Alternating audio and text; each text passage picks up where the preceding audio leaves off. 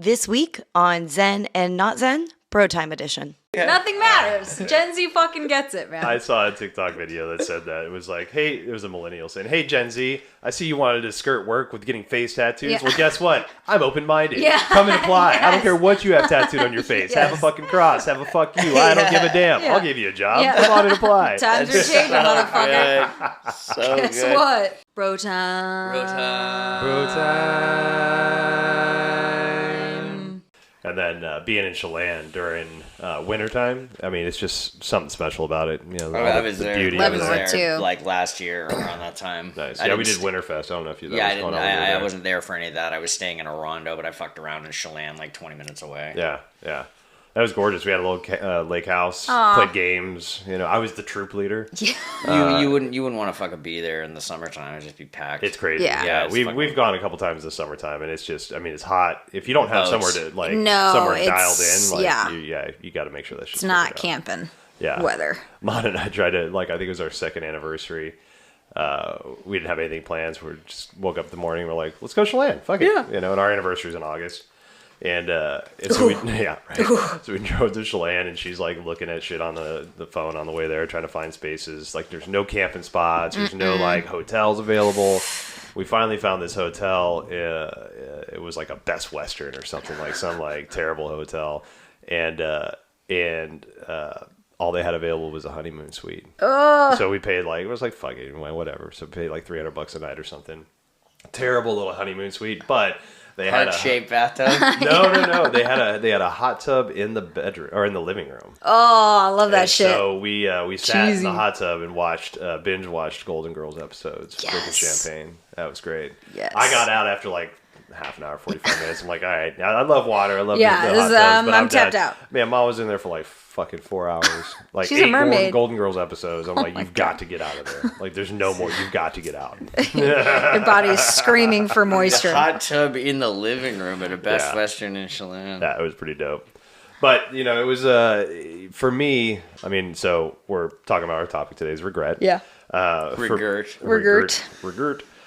For me, regret is a lot of the things that I know, like right now, regret. So regret, I think, has been defined differently over the years for me. But right now, regret for me is me not participating in things I know that I can because of some bullshit story that I've told myself. And so going into this weekend, something I've been battling a lot recently is social anxiety. I now that I'm out of the restaurant industry, I'm an introverted person. Yeah. Like I've Yeah, realized you're not that. having to get out of that box anymore. Right, Yeah. you know, No. and I love, you know, I love podcasting, I love holding space, I love talking to groups, I love all that stuff. But I also know now that I really appreciate my alone time and how I can dial into that. And so this was the first opportunity for me to be around a lot of people, and be aware of how I showed up with that, so Yeah. I wouldn't have regret. Right. And it was great. You know, I was able to be honest with Mon about like, you know, I need to excuse myself by say 10 o'clock, 11 o'clock at night because one, I'm not drinking and you guys are. So there's an energy level that I just can't keep matching. Yeah, Yeah. I can't keep up with it after yeah. about Yeah. 10 o'clock. But I know now, like my energy level starts to drop and I just become a puddle. And so for me to show up the way I want to show up, I need to excuse myself so I can then show up the next day. Right. You know, and on top of that, you know, I have my meditations throughout the day that I like to have. And so I was able to like be honest with her and excuse myself in those moments and say, hey, I got to go take 10 minutes and just reset. Yeah. You know, and not be chastised and not feel like I'm missing out on something. Feeling bad. Yeah. Yeah. You can after you do a keg stand. Yeah. Right, exactly. Yeah. So that was great. You know, it was a cool opportunity for me to kind of dial into that. That's awesome. Because, you know, when you brought this up, regret is something that I don't think we realize how much it plagues us until we really kind of sit down and listen to the way we talk to ourselves. Yeah. And, you know, regret links to a lot of depression because it's that stuff that we've done in the past Yeah. that we're not proud of. And so we keep thinking about that situation. And for some reason, we keep thinking we're that person that was that situation. Yeah. And that situation defines us in some kind of way. Mm-hmm. And that's bullshit. Yeah. And I think like regret is it's one of the most useless of emotions because it, like you said, it lives only in the past, and it is something that it's not an emotion that helps you learn from it. It's all about like just making yourself feel bad. Like, I feel like regret doesn't teach you anything. It just makes you feel bad. Right. Like, Yeah, there are gauged things. ears in my early 20s, but like Yeah, because you just like it's just about replaying, like you said, like that old story of where you were at that moment Right. and wishing things were different. But it's the regret emotion itself doesn't do anything to help you grow or change. Right. But so many of us live in that emotion, and it's just useless, and it feels terrible. Right. I think I think it has the ability to show us, but for some reason I don't want to say we like the feeling, but I think, okay, so our brain is pattern, right? Our brain loves patterns. And maybe there's something in our pattern making machine that wants us to stay in that zone for a while. Yeah. And I don't know why it is, but to your point, like, we find ourselves like buried in regret. Yeah. But regret itself, like, I was thinking a lot about this because, I want to say I don't have any regrets in life because I've learned from a lot of my mistakes. Yeah. Hopefully all of them. But I would say the regret I have isn't really revolved around me anymore, but it's revolved around the people that I might have hurt. Yeah, Or totally. that Yeah. But even like situations looking at that, like, because, my meditation mentor, Tang, talks a lot about this stuff. It's like, let's take honesty, for example. Like, let's say I have an opinion or I have an honest thing to share with you, Kinsey. Let's say I saw something happening with a friend of yours and I think you should know about it, right? This friend was wronging you in some kind of way. Well, so I have the ability to say, hey, this is the thing that happened. Neutral, just information out there. But I can also say that, oh, man, it's going to really hurt Kinsey when she hears this. So maybe she shouldn't know about this. And maybe I should just pretend like I didn't hear that. Yeah. So that's basically me saying you're not emotionally stable enough to handle the information I'm about to tell you. What did they say about me? Right, exactly. Robin said. Yeah. But, that... Yeah. I look you straight in the eye. But we're shortchanging the other person Yeah. because we don't think they're emotionally stable Right. or ready or available Yeah. or whatever it is to accept the information coming in. So that's, there's a big part of that, where Other people play such a huge role they in do. that. And they in your head in a anyway. weird way. Yeah. And this is a weird esoteric kind of idea, but in a weird way, like, all of that needed to happen. There was no averting what just happened, right? It happened because it was supposed to happen. And now that it's happened, everybody has a learning opportunity. Right. Right? I have a learning opportunity because I said something I shouldn't have said, or I shared something I shouldn't have shared, whatever it is, right?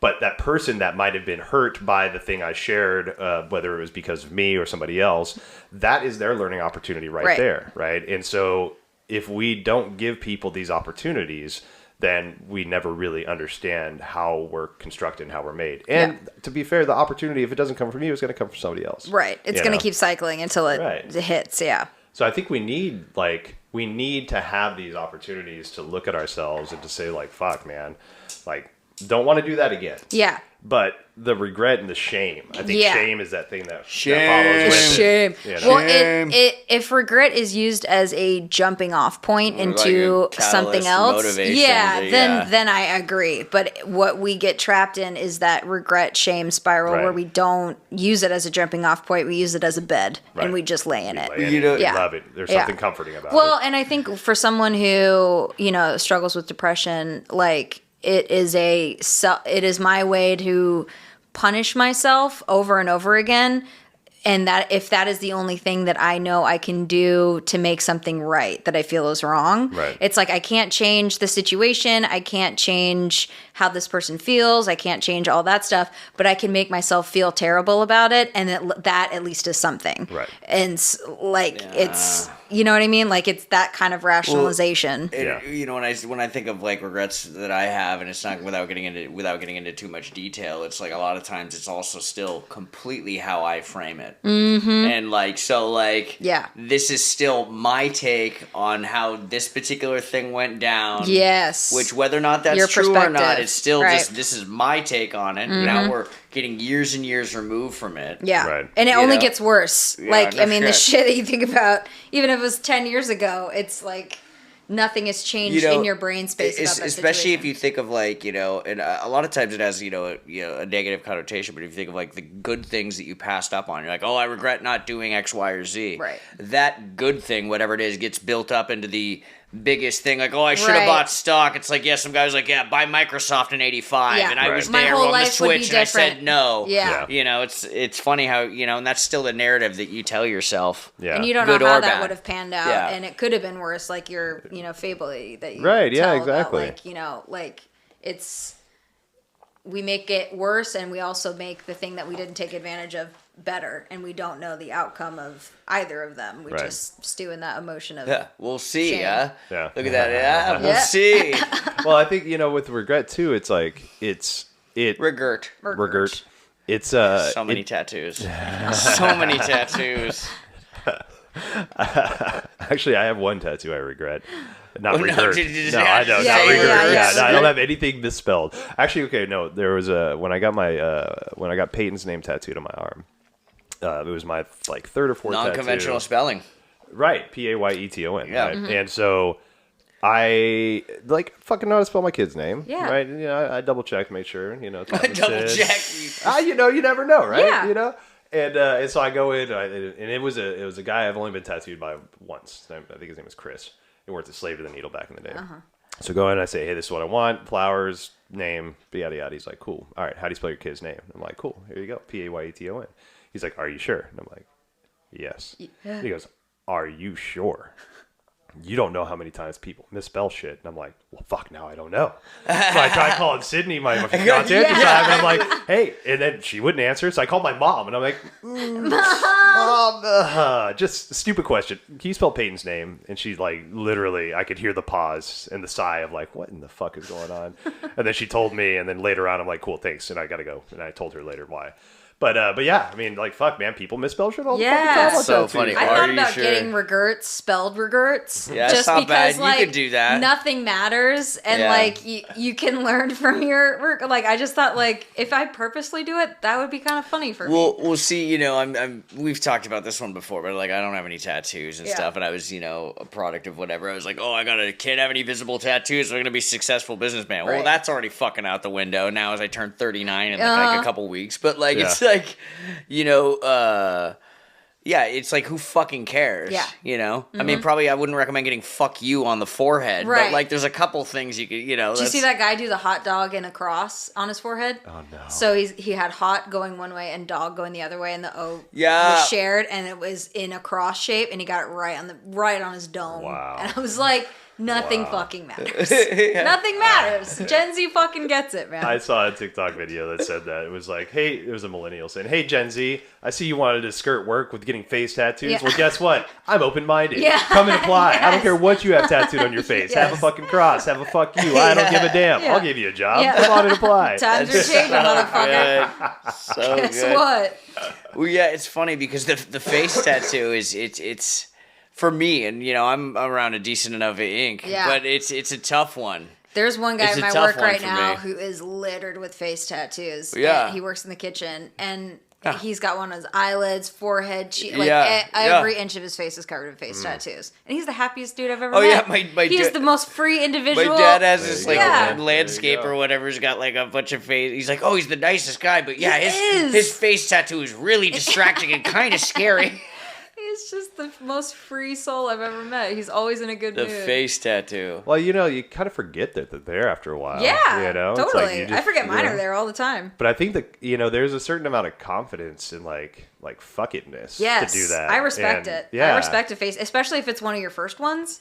I'll see people with no Especially, arm tat. oh, so They're for my going first in one, should I get a couple first tears? with the Should I get a fucking couple forehead. tears over my left eye? My, Respect. so my tattoo artist calls that hoodie heart. yeah, Yes. Yeah, where you get tattoos that you can see outside of your hoodie, but you don't have Yes. any other tattoos. Yes. It's like, yeah, your hoodie hard. Yes. I'm actually going to get my hands tattooed tomorrow. Yes. Fuck. I can't wait to see what Really they look excited. like. That's gonna I'm feel so excited. good. Yeah, I'm excited. It does actually.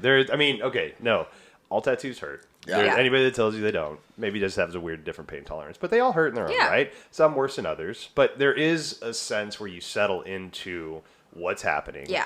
and your endorphins kick in. Just succumb to it. And you're just really like I've fallen asleep during tattoos before. I have too. Like it's there's something therapeutic. When I got my back tattooed, it was like getting acupuncture for 5 hours. Yeah, you just got to remove yourself from yourself. Yeah, exactly. Yeah, if you focus on every time the needle goes in and comes out of your body, you're gonna go fucking bonkers. Yeah. But if you like, especially now with social media, like just scroll on your fucking Facebook feed or like take a nap, do something, talk to the person. Talking to the person. Talking to the person. Yeah. I have a hard time talking to my tattoo artist when I'm getting tattooed because I know they try to do it to distract me, but I was like, it keeps me more present in the moment of pain if I am having the wherewithal to like talk to you. But if I can zone out, there you go. that's easier for me. Yeah. Oh, unrelated to what you're saying, but did you know that like if you're go to the dentist, they write the shit you tell them down on your chart, so when they come in, they have shit to talk to you about. It makes sense. Huh. It makes perfect fucking sense because your dentist you see at most, if you got on top of your shit, twice a year. Right. So that guy who's doing that final checkup or some shit, Yes. he's reviewing the chart. He's like, "Oh, Kinsey, fucking splintered wand." Right. How's work going at Red Hook? Yeah. That blew my mind. A dental hygienist or a dental assistant told me that. Yeah, it keeps it personal. Makes fucking Gotta write sense. it down. Yeah. Totally makes sense. Yeah. So I don't Nice. remember if I shared this before, but last I think it was October, maybe September. I went to Sacramento and did some shamanic work with my mentor, and one of the things that we did. So I have a lot of regret about myself, right? Yeah. I think we all do in our own rights, but that's something that leads to those stories I was talking about earlier. So regrets that I have are not being present with my family, some stuff with my relationships, just things like that, right? And but it's all work that I've been doing stuff around. I'm very aware of the stories. I'm very aware of like how I feel about them and all this shit. But there's something that just kind of holds on to it. And I was sitting in the medicine wheel. And so we created this medicine wheel out behind the cabin we were at, and we prayed in there and all the fun stuff. But I was out there one evening by myself. And I sat in the medicine wheel, and I had this really just strong meditation about basically the stories. And it's like, dude, just fucking leave it alone. Yeah. Like, I remember one of the last things my mom told me, not maybe the last things, but one of the things I remember before my mom passed away, was, I was talking to her about Peyton, my oldest daughter, and she was the brunt of my neglect, in my opinion. She was old enough to understand what was not being given to her. Yeah. She was old. She was 5 whenever we split. So there's a lot of understanding that she had. But I've also done a lot of work with Peyton, and now I understand that Peyton's just on her own path, and it doesn't really have to deal with me. But part of that realization came from my mom looking me in the eye and says, "Get the fuck over it. Yeah. Get the fuck over it. Yeah. Take yourself out of this. This isn't about you. You've Right. done you've done what you've done. You've made your retributions. Yeah. Get the fuck over it." And even if you had, quote, done, like, people like Sometimes my parents. you need the moms to just have that. Bitch slap of truth. Like, even if you do everything, quote, right, even those people have regrets about the things that they 100%. did. So it's almost never about the situation itself, because my parents did a lot of things right, but there's still regrets that they have of what things that we lacked growing up, and that's a cycle. And like even with my grandma not being well right now, like, I'm extremely close with her, but I automatically had that sense of it wasn't enough. Like, I should have done more. I should have made more priority to go see her. I should have called her more. I should have shit all over yourself. Yeah, exactly. And I sat down with my aunt. I was just crying at the kitchen table, and I was like, I just should have done this. And she's like, you don't do that. Don't even start doing that, because nothing good will come from this at all. And it doesn't help with what's going on right now. Like, right now you're here, right now you're, and so I feel like I'm maybe trying to make up for shortcoming. And then there's people in my family who haven't seen my grandmother in 10 plus years, and that drop by for a half hour and just check on her, and I'm there for weeks on end or whatever. And and they're at peace with their relationship. And so totally. It's not about the situation. It's how you frame it in your own mind. Right. Yeah. And what's good for you. Exactly. Yeah. So I was in that meditation, and I was thinking a lot about this stuff, because it's my focus right now for the past couple of years has been to just remove the stories. Like, I'm now aware of them, I hear them, and in a way it's more frustrating now because I hear them, and I still watch myself follow the path. I watch myself consciously take that step in Yeah. towards something I'm going to regret. But you're outside of yourself and when I'm you're like, doing no, it. Adam, Yeah. don't do it. I'm like watching my own movie. I'm like, fuck, Yes. dude, there's somebody behind that door. Don't Yeah. fucking open the door. Don't Yes. say that. Oh, you went there. God Fuck, damn you it. went there, you know. Let's get to the cemetery. And so, you know, I'm aware of this shit. So I'm like having this meditation. It got really hot. It was a cold night. I got really hot. I think I started crying a little bit. It was really moving, right? Yeah. So I finish up, and I was just kind of like in this daze, and so I exited the wheel, and I needed to ground myself. So I sat outside the wheel, and I grounded myself. I sat in another meditation, and I heard this mantra in my head, and it was more or less, we live today with the lessons of yesterday. Yeah. Right. Because, and what that meant to me was that, you know, like there's so much that I've learned about myself, about what I don't want to do and how I don't want to show up from those situations. And I had to learn those. I had to live that person. Yep. Just like I had to deal drugs back in the day and I Yeah. had to do that stupid shit. Right. Yep. But there's a lesson that was learned about that. And I know I learned it on an intrinsic level, like on a gnosis level. I know I fucking learned it. But my head still keeps going. My conscious, my ego keeps going back to the memories because it wants to know why I've learned that lesson. Right. And so finally, my consciousness stepped in and was like, "Hey, take the lessons with you, but leave the fucking memories. Right. The memories serve you no purpose anymore." Yeah, Exactly. You don't gonna need be to the remember the that. stories. Yeah. That was going to be the next thing. Is after a certain point, it's like, well, okay, what is the point of me? You know, Yeah. kicking myself in the dick metaphorically. Totally. Yeah. It's like there's a show that I watched. It's called Lock and Key. It's really Oh, I love Lock and it's Key. great, Yeah. right? So there's an episode. So the mom was an ex-alcoholic. And they have keys that they can go into certain places, magic stuff. And there's one key that they have where they can go inside their head and see their memories and all this shit. And so she went inside her head, and she's sober now. She's been sober for a little while. She went inside her head and watched a memory of her in her alcoholic state, kind of being dismissive to her son. And she got really sad about that. Yeah. And then started going back and was like, well, how many other times was I dismissive to my family? Right. And then she started going into her head and seeing all these memories of this and this and this, and all the times she was not present and absent and hungover and drunk.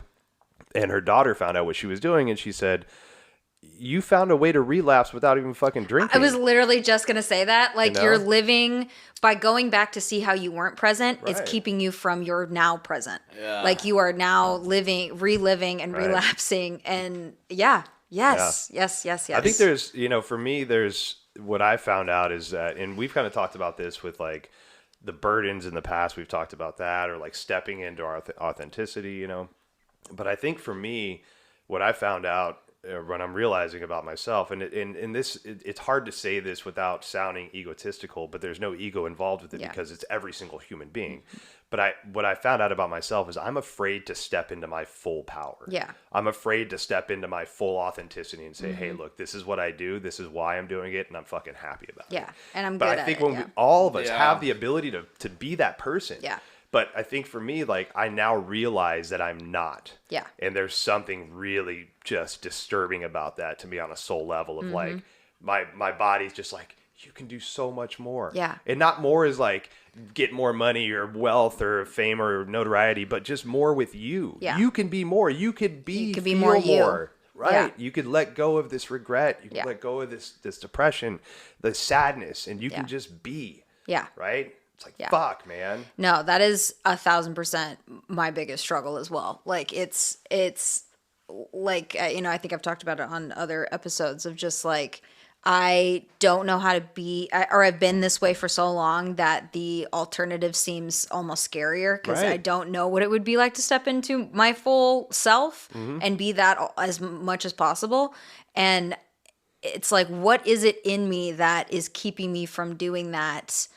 Because it seems like it should just be a flip of a switch. Like, Right. oh, I can just let this go, or oh, I can just like that change is terrifying. It is. And it's crazy because it's not like it's the consequences are only good, Right.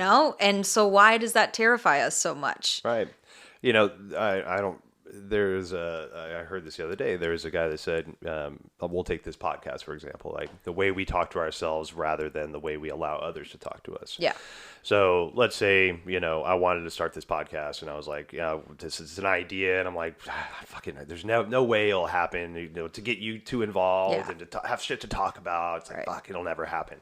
I could talk myself out of that, right? We But did if I that had for a couple of years. Yeah. We did, right? Yeah, we Like, did, just- yeah. But if I was walking down the street and I was like, hey, I'm going to start a podcast, and some dude was like, fuck you, you're never going to do that. You're a piece of shit. You ain't got shit to talk about. Who's going to listen to your podcast? I'd be like, fuck you. I'm going to start it today. Right, exactly. But we can listen to we can get that like energy from somebody else and be like, no, I'm going to prove you wrong. It's so hard for us to do that for ourselves. Yeah, because like what's in my mind is true, but what's in other people's minds isn't.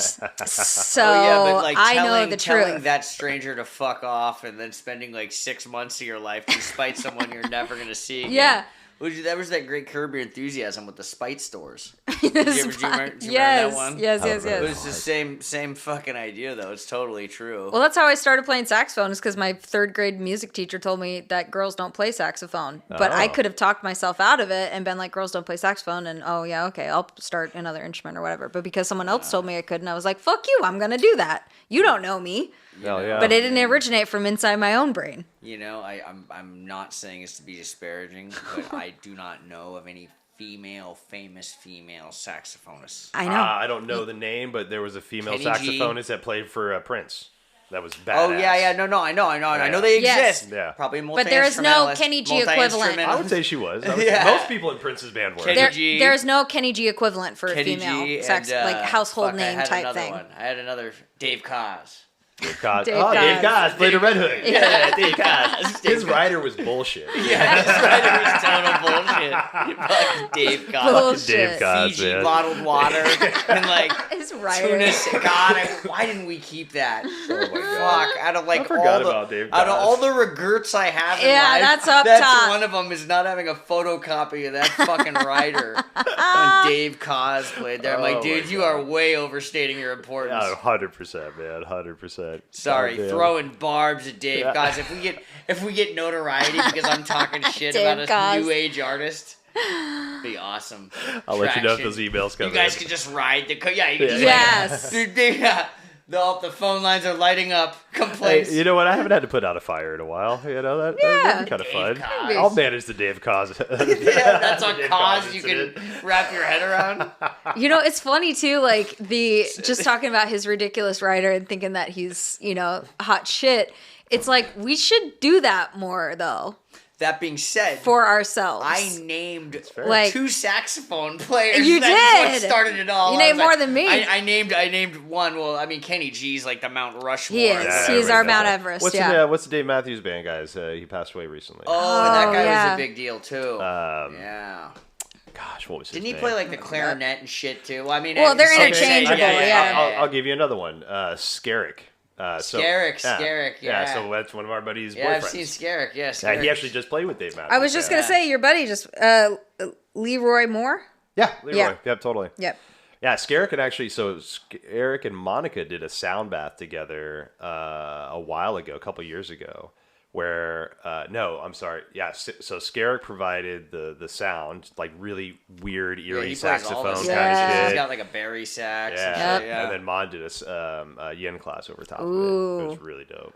I But love that shit. I was actually talking to Skerrick a couple months ago about doing a combined sound bath where I would do the bowls, what I do, and then he would accompany with the sax. Shit. Is Critters Buggin' still a band? They're not still playing anymore. I don't know. He's got a few He's bands. got a bunch of stuff. Yeah, he's got a I remember few years things. ago I saw Skerrick syncopated Taint Septet.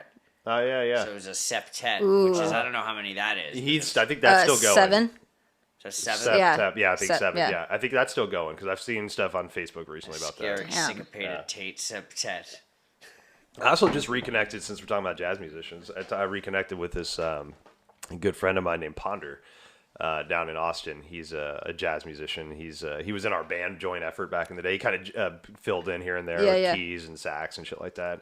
But I just reconnected with him through social media. But he's a band teacher in Austin Oh, for Nice. like high school, and he teaches the jazz band, but he teaches them like funk. So he'll like have them do like James Brown or Parliament, or, like Yes. Silk Way Sonic cooler shit. shit. Hell you know? yes. It's really great. Like, I mean, I quit the band in like 6th or 7th grade. I don't remember which grade it was, and I wasn't a big fan of it because I think you had to do it in 5th grade. Yeah. was my Yeah. understanding. So I played trumpet, and that carried over into 6th or 7th. And I'm like, man, interesting. fuck They mandated Trumpet. band. Yeah, that tracks for you. Yeah, that tracks. Yeah, that does. That tracks. Fuck. You're a trumpet player for sure. But got sick of carrying the case and shit. But Yeah, tell me about it. But that's the other thing is thinking about this. Our set list, we couldn't handle it anyway, but it sucked. I mean, we weren't fucking doing the big payback. You know what I'm saying? Like your fucking buddy down in Austin doing some shitty ass stuff, doing like paint your wagon or whatever. Right, Probably exactly. wasn't that. But it Yeah, was yeah, basically yeah. that. But stupid, yeah. I was never in band growing up. I started playing guitar when I was like 13, and then got into a band. I was like 17 or something like that. So that wasn't part of the curriculum down in. No. Our curriculum was football. Yeah, sports. Texas high school football. Yeah. Yeah, no, you played football or sport, or you did like ROTC. Yeah.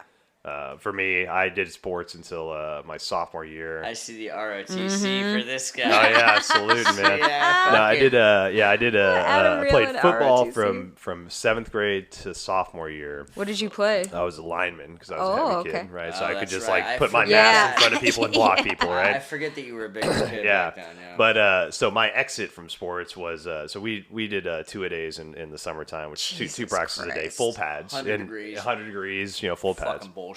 And at the end of them, we would run laps around both football fields. They were what just could right. happen? Right. So my Cardiac my arrest. I was in decent shape because like I've been doing sports, but I And was you're a just a heavy child. kid, right? Yeah. Oh, dude, you And, were younger Jim Thorpe. Yeah. With the Oh, of course. comparison. Yeah, most definitely. Younger But I was finishing my second lap around both football fields, and I passed out. Yeah. And I collapsed, and I could hear my coaches screaming at me, calling me lazy, and all this shit, like berating me with all these just fun, All those fun, encouraging moments. Yes, you know? Building And, blocks of life. And luckily, my older brother is 2 years ahead of me, was a senior, and so him and his buddies all played football, and we practiced together. Yeah. And so my brother and his buddies were like, "Get fucked, coach," and they all ran out, got me, and took me into the nurse, and I had a huge asthma attack. I was in the hospital for like 2 weeks. Oh my What the God. Yeah, so I was like, I'm done with sports. This Yeah, is dumb. push through I'll it. find a different way to lose Yeah, weight and do all this shit,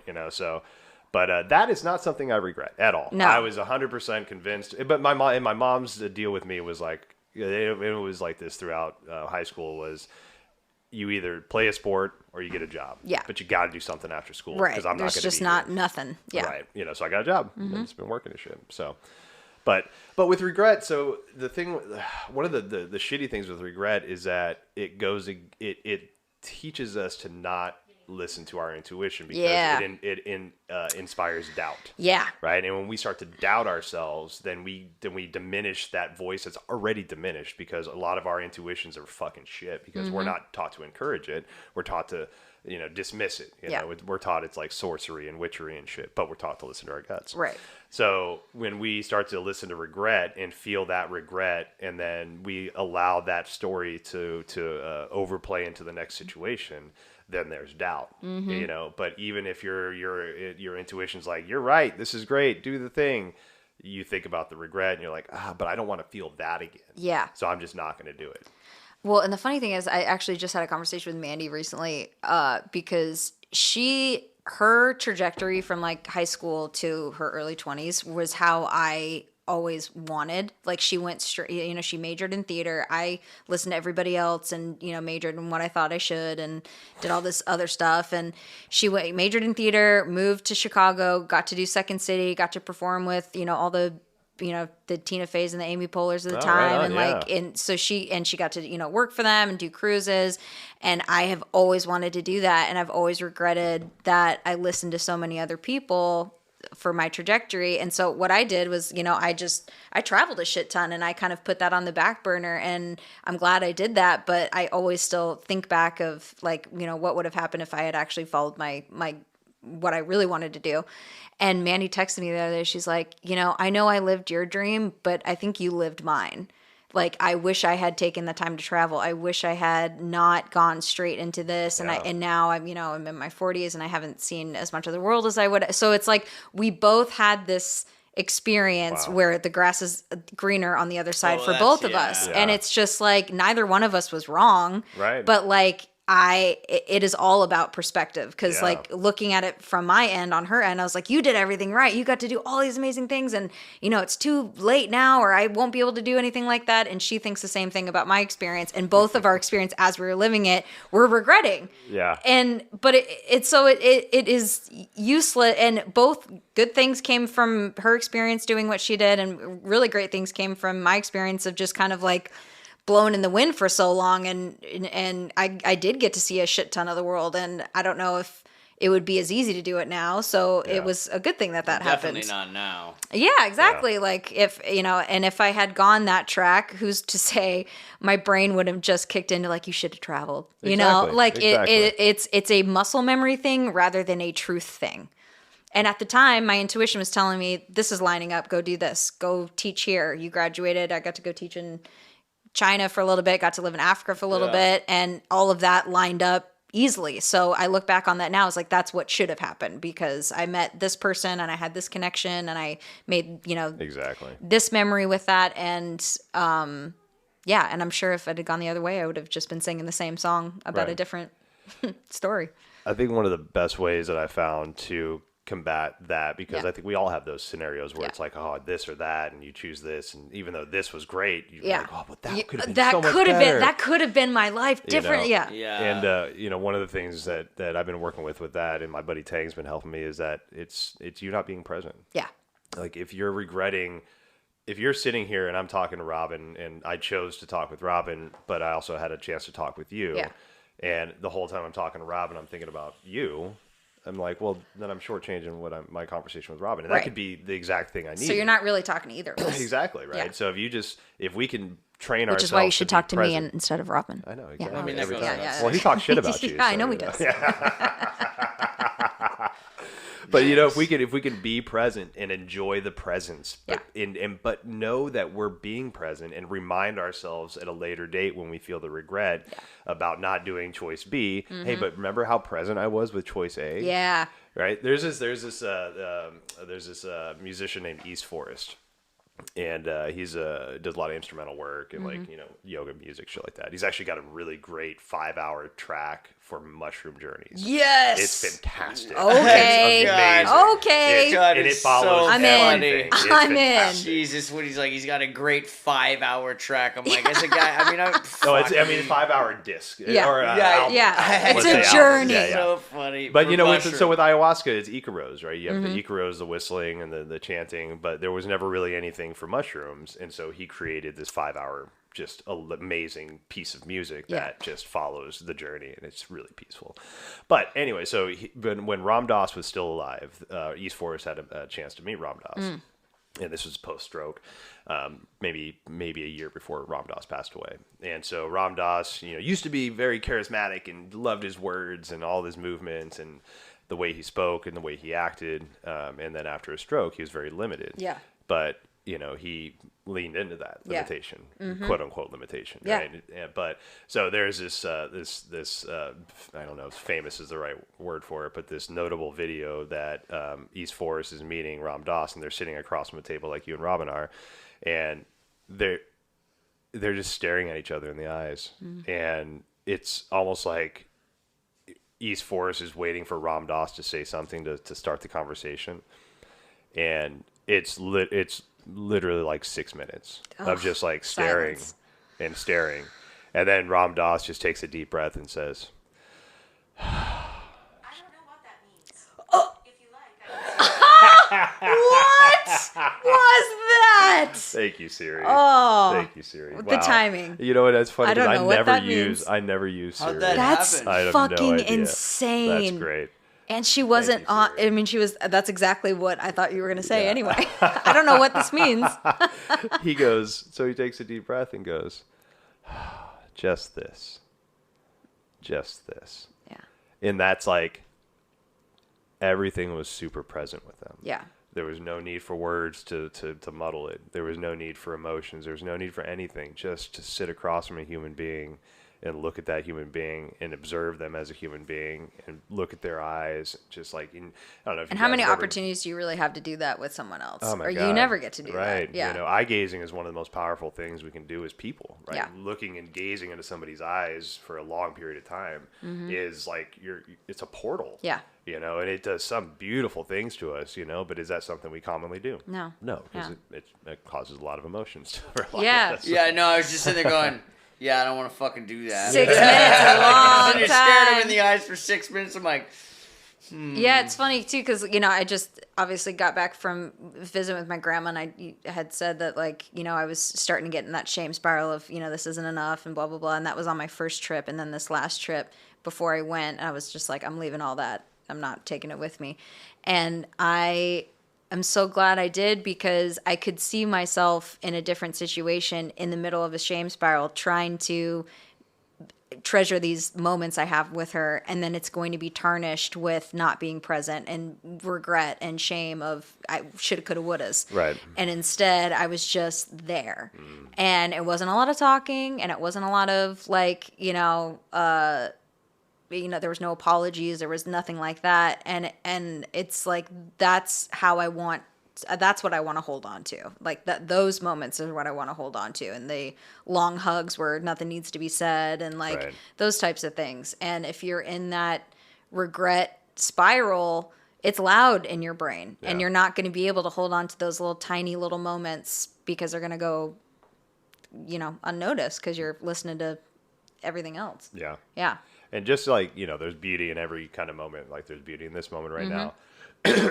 There's a lot of very amazing, unexpected beauty in a person's journey to passing. Yeah.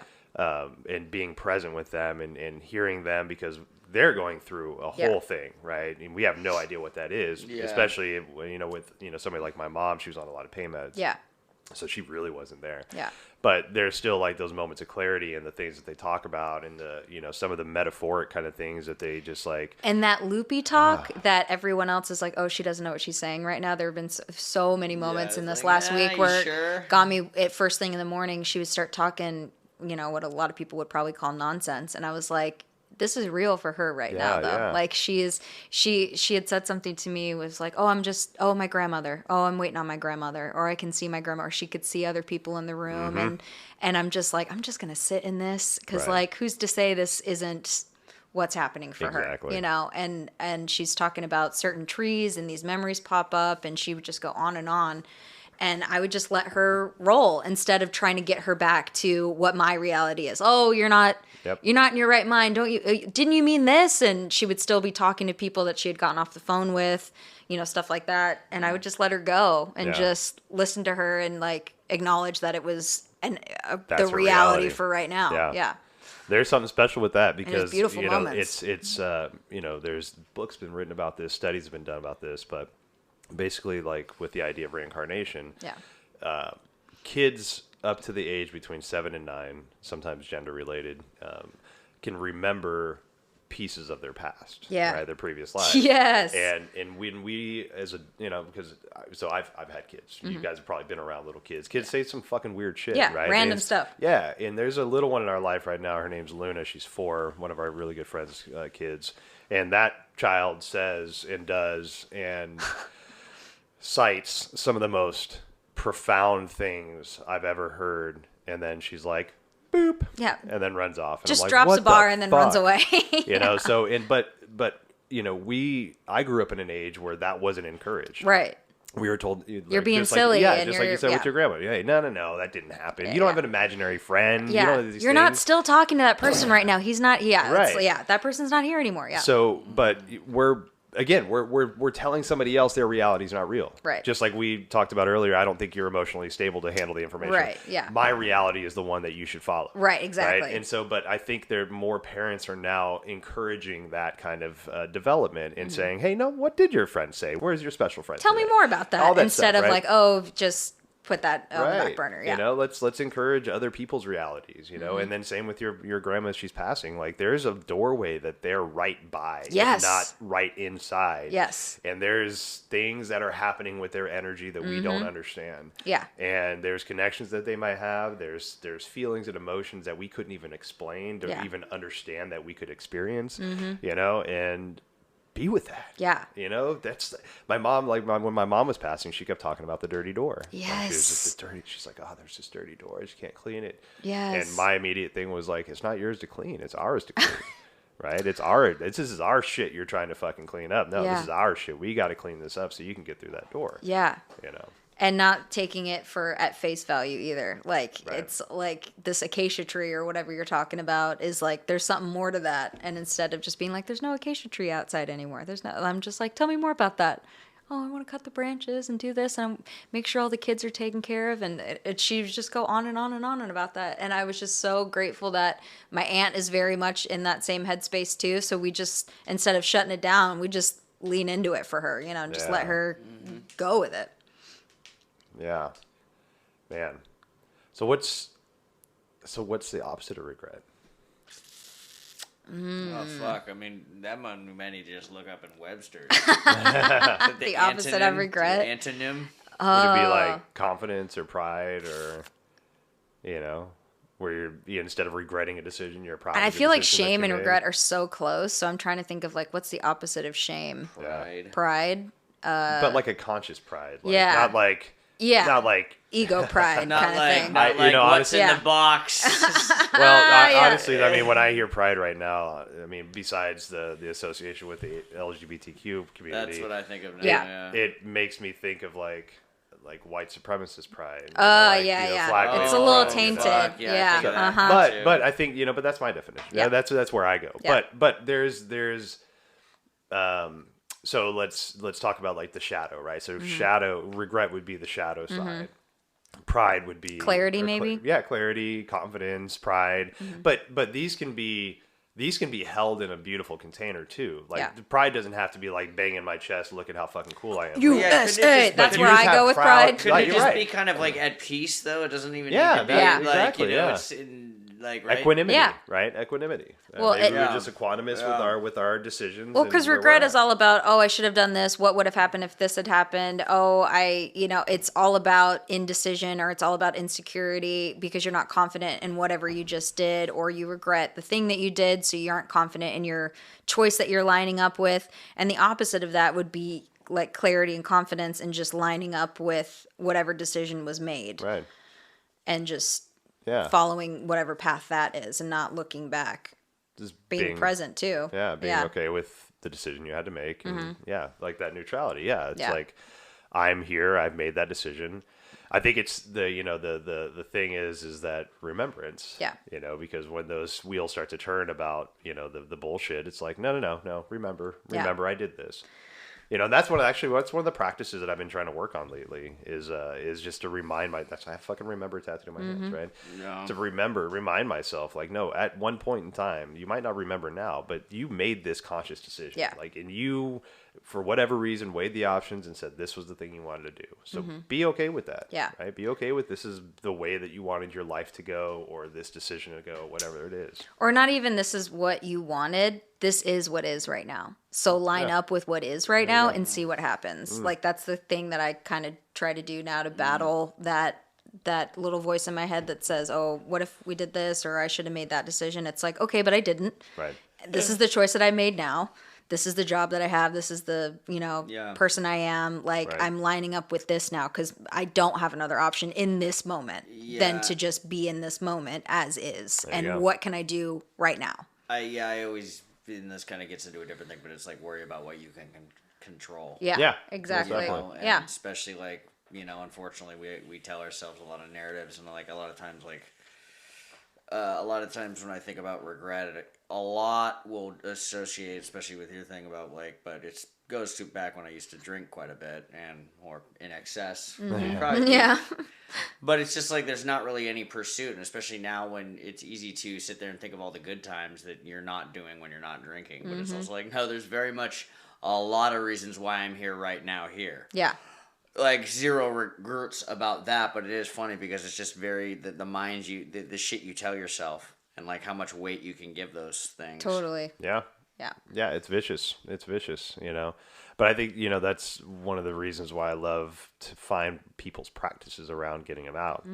You know, you know, with the clients that I work with, you know, I have, you know, personal experience with this stuff. So, you know, read books and stuff like that too. So I, you know, give opportunities for people to get out of their shit, breath work, you know, meditation, Reiki's great, sounds great. But, you know, but having your personal practice of like hearing that voice or understanding what that emotion feels like and finding your way to get back into this place where you're proud or you're neutral or you're equanimous, right? Yeah. Do you have any practices right now that where it's kind of working for you? Yeah, I mean, on just like being present, mindfulness, because I mean, like I've said before, like my anxiety and depression, shame, all that live in the past and the future. So if I can eliminate, like, and I also have a lot of control issues I've been working on releasing.